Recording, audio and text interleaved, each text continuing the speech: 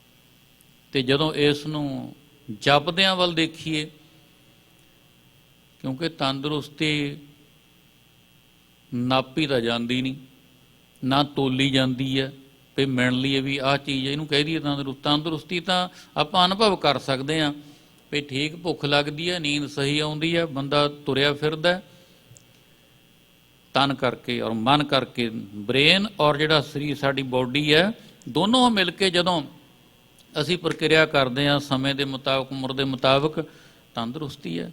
ਅਤੇ ਜਦੋਂ ਨਹੀਂ ਉਦੋਂ ਫਿਰ ਚੀਸਾਂ ਨੇ, ਉਦੋਂ ਹਾਏ ਤੋਬਾ ਹੈ, ਉਦੋਂ ਲੰਗੜਾਪਣ ਹੈ, ਲੰਗੜਾ ਕੇ ਤੁਰਦੇ ਹਾਂ ਆਪਾਂ, ਘਿਸਰਦੇ ਹਾਂ, ਬਹੁਤ ਕੁਛ ਕਰਦੇ ਹਾਂ ਉਦੋਂ। ਉਹ ਹੈ ਰੋਗਤਾ। ਅਤੇ ਅਰੋਗਤਾ ਆਪਣੇ ਆਪ ਦੇ ਵਿੱਚ ਮੌਜੂਦ ਰਹਿੰਦੀ ਹੈ। ਅਤੇ ਬਿਲਕੁਲ ਇਸੇ ਤਰ੍ਹਾਂ ਹੀ ਸਾਨੂੰ ਸਤਿਗੁਰੂ ਜੀ ਨੇ ਸਿਖਾਇਆ, ਨਾਮ ਦਾ ਰੰਗ ਕੀ ਹੈ। ਦਾਸ ਤੇ ਭਾਈ ਉਹਨੂੰ ਗੁਰੂ ਪਿਆਰਿਓ ਇਸ ਤਰ੍ਹਾਂ ਮਹਿਸੂਸ ਕਰਿਆ ਕਰਦਾ ਹਾਂ ਕਿ ਜਿਹੜੇ ਸਾਡੇ ਜੀਵਨ ਦੇ ਜਿੰਨੇ ਸੰਸਕਾਰ ਨੇ, ਉਹਨਾਂ 'ਚ ਸਾਨੂੰ ਸਤਿਗੁਰੂ ਨਾਨਕ ਦੇਵ ਜੀ ਨੇ ਨਾਮ ਸਿਖਾਇਆ ਹੈ ਕਿ ਤੂੰ ਜਪਣਾ ਕਿਸ ਤਰ੍ਹਾਂ ਹੈ। ਇਸ ਸਥਾਨ 'ਤੇ ਮਹੀਨਾ ਹੋ ਗਿਆ ਮੈਨੂੰ ਵੇਖਦਿਆਂ, ਬਹੁਤ ਸਾਰੇ ਆਪਣੇ ਗੁਰਸਿੱਖਾਂ ਦੇ ਸਮਾਜ ਦੀ ਇੱਕ ਅਹਿਮ ਰੀਤ ਹੈ, ਉਹ ਹੈ ਸੰਜੋਗ, ਵਿਆਹ ਸ਼ਾਦੀਆਂ। ਤਕਰੀਬਨ ਹਰ ਹਫ਼ਤੇ 2-4 ਹੁੰਦੇ ਹੀ ਨੇ। ਅਤੇ ਫਿਰ ਮਹਿਸੂਸ ਵੀ ਕਰੀਦਾ, ਸੁਣੀਦਾ ਵੀ ਹੈ ਵਿੱਚੋਂ ਵੀ ਆਹ ਠੀਕ ਕੀਤਾ ਜੀ ਤੁਸੀਂ। ਲੜਕੀ ਵਾਲੇ ਕਹਿਣਗੇ ਜਾਂ ਲੜਕੇ ਵਾਲੇ, ਜਾਂ ਦੋਨੋਂ ਮਿਲ ਕੇ ਕਹਿੰਦੇ ਨੇ ਵੀ ਆਹ ਵਧੀਆ ਕੀਤਾ ਵੀ ਆਪਾਂ ਸੈਨ ਹੋਜ਼ੇ ਵਿਖੇ ਆਪਣੇ ਬੱਚਿਆਂ ਦਾ ਕਾਰਜ ਇੱਥੇ ਜਿਹੜਾ ਬੁੱਕ ਕਰਾਇਆ। ਦੇਖੋ ਕਿੰਨੀਆਂ ਸੁਵਿਧਾਵਾਂ ਨੇ, ਕਿੰਨੀਆਂ ਸਹੂਲਤਾਂ ਨੇ, ਪਾਰਕਿੰਗ ਹੈ ਅਤੇ ਸਮਿਟਰੀ ਬੜੀ ਵਧੀਆ, ਲੋਕੇਸ਼ਨ ਬਹੁਤ ਵਧੀਆ, ਹਾਲ ਖੁੱਲ੍ਹੇ ਨੇ, ਕਈ ਨੇ, ਲੰਗਰ, ਹਰ ਇੱਕ ਚੀਜ਼। ਇਹ ਕਹਿੰਦੇ ਸੁਣੀਦੇ ਨੇ। ਅਤੇ ਜਿਹੜੀ ਉਹ ਕਿਰਿਆ ਹੁੰਦੀ ਹੈ 4 ਲਾਵਾਂ ਦੀ, ਉੱਥੇ ਆ ਕੇ ਕਈ ਵਾਰੀ ਮਹਿਸੂਸ ਕਰੀਦਾ ਹੈ ਕਿ ਇੱਥੇ ਆਪਾਂ ਉਕਾਈ ਖਾ ਜਾਂਦੇ ਹਾਂ। ਉਹਦੇ 'ਚ ਕਸੂਰਵਾਰ ਅਸੀਂ ਹੁੰਨੇ, ਖਾਸ ਕਰਕੇ ਤਾਂ ਅਸੀਂ ਪ੍ਰਚਾਰਕ ਲੋਕ ਵੀ ਦੱਸਦੇ ਹੁਣ ਇਹ 4 ਲਾਵਾਂ ਦਾ ਮਤਲਬ ਕੀ ਹੈ। ਅਤੇ ਉਹਦੇ ਵਿੱਚ ਵੀ ਨਾਮ ਦ੍ਰਿੜਾਇਆ ਗਿਆ ਹੈ। ਅਤੇ ਜਦੋਂ ਅਸੀਂ ਆਪਣੇ ਬੱਚਿਆਂ ਨੂੰ ਇਸ ਕਾਰਜ ਦੇ ਲਈ ਤਿਆਰ ਕਰਦੇ ਹਾਂ ਜਾਂ ਤਿਆਰ ਹੋ ਕੇ ਆਉਂਦੇ ਹਾਂ, ਉਦੋਂ ਵੀ ਗੁਰੂ ਸਾਹਿਬ ਜੀ ਨੇ ਸਾਨੂੰ ਨਾਮ ਦ੍ਰਿੜ ਕਰਵਾ ਦਿੱਤਾ ਵੀ ਨਾਮ ਕਿਸ ਤਰ੍ਹਾਂ ਜਪਣਾ ਭਾਈ, ਨਾਮ ਦੀ ਕਮਾਈ ਕਿੰਝ ਕਰਨੀ ਹੈ। ਬਸ ਮੈਂ ਇਹੀ ਗੱਲ ਕਹਿਣਾ ਚਾਹੁੰਦਾ ਅੱਜ ਉਹਨਾਂ ਨੌਜਵਾਨ ਬੱਚਿਆਂ ਨੂੰ ਜਿਨ੍ਹਾਂ ਨੇ ਕਿਤੇ ਇੱਕ ਆਸ ਦੀ ਕਿਰਨ ਮਹਿਸੂਸ ਕੀਤੀ ਹੈ ਵੀ ਸਾਡੀਆਂ ਜਵਾਨੀਆਂ 'ਤੇ ਜਿਹੜੇ ਧੱਬੇ ਲੱਗਦੇ ਆ ਰਹੇ ਨੇ, ਵੀ ਉਹਨਾਂ ਧੱਬਿਆਂ ਨੂੰ ਧੋਣ ਦੇ ਲਈ ਕੋਈ ਐਸੀ ਸੋਚ ਦੇ ਨੌਜਵਾਨ ਚਾਹੀਦੇ ਨੇ। ਉਹ ਬੱਚਾ ਦੀਪ ਸਿੱਧੂ ਐਕਸੀਡੈਂਟ ਦੁਆਰਾ ਔਰ ਅੰਦੋਲਨ ਦੇ ਵਿੱਚ ਕਾਫੀ ਯੋਗਦਾਨ, ਗੱਲ ਮੁੱਕਦੀ। ਕਿਉਂਕਿ ਜਿਹੜਾ ਦੂਜਾ ਪਾਸਾ ਹੈ ਉਹ ਆਪਾਂ ਨੂੰ ਛੇੜਨ ਦੀ ਲੋੜ ਨਹੀਂ। ਗੱਲ ਇਹ ਹੈ ਕਿ ਪਹਿਲਾਂ 700-800 ਦਾ ਸ਼ਹੀਦ ਹੋ ਜਾਣਾ ਅੰਦੋਲਨ ਦੇ ਵਿੱਚ, ਉਹ ਵੀ ਕਿਸੇ ਦੇ ਬਾਪੂ ਸੀ, ਕਿਸੇ ਦੇ ਭਾਈ, ਕਿਸੇ ਦੇ ਪੁੱਤਰ ਸਨ, ਕਿਸੇ ਦੇ ਪਤੀ ਸਨ, ਘੱਟ ਨਹੀਂ ਸਨ ਉਹ। ਪਰ ਇਹ ਬੱਚਾ ਕੁਝ ਜ਼ਿਆਦਾ ਸੋਚ ਤਾਂਘ ਰੱਖਦਾ ਸੀ, ਕਿਉਂਕਿ ਜੋਬਨ ਦੀ ਰੁੱਤ ਐਸੀ ਹੁੰਦੀ ਹੈ ਕਿ ਉਹਨਾਂ ਨੂੰ ਵੀ ਅਤੇ ਬਾਕੀ ਸਾਰਿਆਂ ਨੂੰ ਹੀ ਕਿ ਨਾਮ ਜਪੀਏ ਤਾਂ ਕਿਸ ਤਰ੍ਹਾਂ ਜਪੀਏ। ਬਾਬਾ ਜੀ ਨੇ 5 ਗੁਣ ਦੱਸੇ ਨੇ ਸਾਨੂੰ, ਗੁਰੂ ਨਾਨਕ ਸਾਹਿਬ ਤੋਂ ਲੈ ਕੇ 10ਵੇਂ ਪਾਤਸ਼ਾਹ ਤੱਕ ਉਹਨਾਂ ਦਾ ਸਰੂਪ ਕਿਸ ਤਰ੍ਹਾਂ ਬਦਲਦਾ ਗਿਆ। ਉਹ ਨੇ ਸਤ, ਸੰਤੋਖ, ਦਇਆ, ਧਰਮ, ਧੀਰਜ, ਇਹ 5 ਗੁਣ। ਜਦੋਂ ਬੱਚੇ ਨੂੰ ਆਪਾਂ ਤਿਆਰ ਕਰਕੇ ਲਿਆਉਂਦੇ ਹਾਂ ਨਾ ਵਿਆਹ ਵਾਸਤੇ, ਉਦੋਂ ਵੀ ਬਾਬਾ ਨਾਨਕ ਦੀ ਬਾਣੀ ਬੋਲ ਰਹੀ ਹੁੰਦੀ ਹੈ। ਸਾਨੂੰ ਕਿਹਾ ਜਾਂਦਾ ਭਾਈ ਸਾਹਿਬ ਜੀ ਆ ਜਾਓ ਜਲਦੀ, ਹੁਣ ਆਨੰਦ ਕਾਰਜ ਕਰਾ ਦਿਓ, ਟਾਈਮ ਸਿਰ ਆ ਜਾਇਓ। ਇੱਥੇ ਤਾਂ ਚਲੋ ਗੱਲ ਹੋਰ ਹੈ ਵੀ ਉੱਥੇ ਤਾਂ ਕਿਹਾ ਜਾਂਦਾ ਸਮੇਂ ਸਿਰ ਆ ਜਾਓ, ਤੁਹਾਨੂੰ ਉਡੀਕਣਾ ਨਾ ਪੈ ਜਾਵੇ, ਤੁਹਾਨੂੰ ਰਾਗੀਆਂ ਨੂੰ ਉਡੀਕਣਾ ਨਾ ਪੈ ਜਾਵੇ, ਬਰਾਤਾਂ ਨੂੰ ਉਡੀਕਣਾ ਪੈ ਜਾਂਦਾ, ਚਾਹੇ ਸਾਰੇ ਸ਼ਰਾਬੀ ਹੋਣ। ਚਲੋ ਕੋਈ ਗੱਲ ਨਹੀਂ, ਆ ਜਾਂਦੇ ਨੇ ਬੱਚੇ। ਜਦੋਂ ਐਨ ਤਿਆਰੀ ਹੁੰਦੀ ਹੈ ਆਪਾਂ ਕਹੀਦਾ ਵੀ ਚਲੋ ਜੀ ਹੁਣ ਚੱਲੀਏ ਗੁਰੂ ਘਰ। ਕਹਿੰਦੇ ਜੀ ਬਸ ਥੋੜ੍ਹਾ ਜਿਹਾ ਰੁਕ ਜਾਓ, ਚੰਡੀਗੜ੍ਹ ਤੋਂ ਬੱਚੇ ਆ ਰਹੇ ਨੇ। ਮੈਂ ਕਿਹਾ ਵੀ ਹੁਣ ਤਾਂ ਜੇ ਇੱਥੇ ਖੜ੍ਹੇ ਸੀ ਘੰਟਾ ਕੁ ਪਹਿਲਾਂ ਵੀ ਆਪਾਂ ਰਿਸੀਵ ਕੀਤੀ ਹੈ ਬਰਾਤ, ਮਿਲਣੀ ਹੋਈ ਹੈ, ਅਤੇ ਹੁਣ ਚੰਡੀਗੜ੍ਹ ਦਾ ਕੀ ਮਤਲਬ। ਕਹਿੰਦੇ ਜੀ ਅਪੁਆਇੰਟਮੈਂਟ ਸੀ ਵੀ ਆਨੰਦ ਕਾਰਜਾਂ ਵਾਸਤੇ ਸਪੈਸ਼ਲ ਮੇਕਅਪ ਹੋਣਾ। ਮੈਂ ਕਿਹਾ ਚਲੋ ਠੀਕ ਆ, ਚੰਗੀ ਗੱਲ ਹੈ। ਚਾਹੀਦਾ।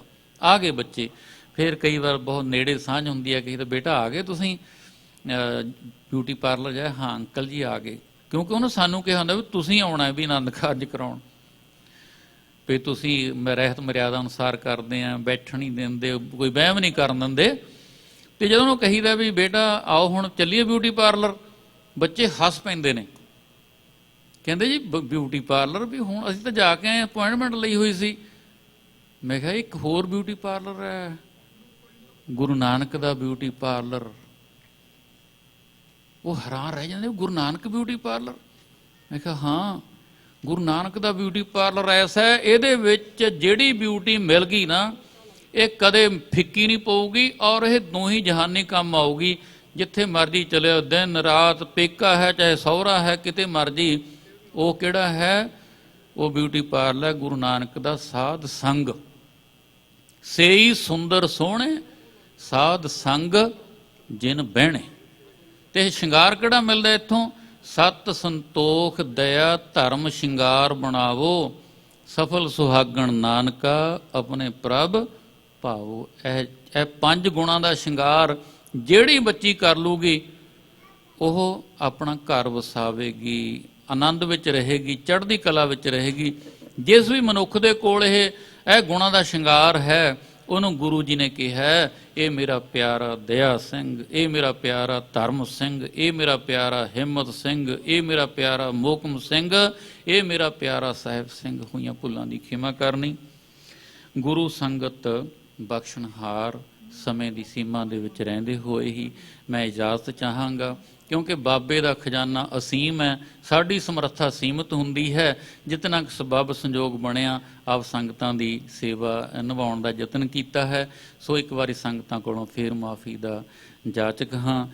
ਸਰਬੰਸਦਾਨੀ ਸ੍ਰੀ ਗੁਰੂ ਗੋਬਿੰਦ ਸਿੰਘ ਸਾਹਿਬ ਜੀ ਦੇ ਵੱਡੇ ਸਾਹਿਬਜ਼ਾਦੇ ਬਾਬਾ ਅਜੀਤ ਸਿੰਘ, ਬਾਬਾ ਜੁਝਾਰ ਸਿੰਘ ਜੀ, ਤਿੰਨਾਂ ਪਿਆਰਿਆਂ 40 ਸਿੰਘਾਂ ਦੇ ਸ਼ਹੀਦੀ ਅਸਥਾਨ 'ਤੇ ਸੇਵਾਵਾਂ ਨਿਭਾਉਂਦਿਆਂ ਨੂੰ ਆਪ ਜੀ ਦੇ ਦਰਸ਼ਨ ਕਰਨ ਦਾ ਸੁਭਾਗ ਪ੍ਰਾਪਤ ਹੋਇਆ ਹੈ।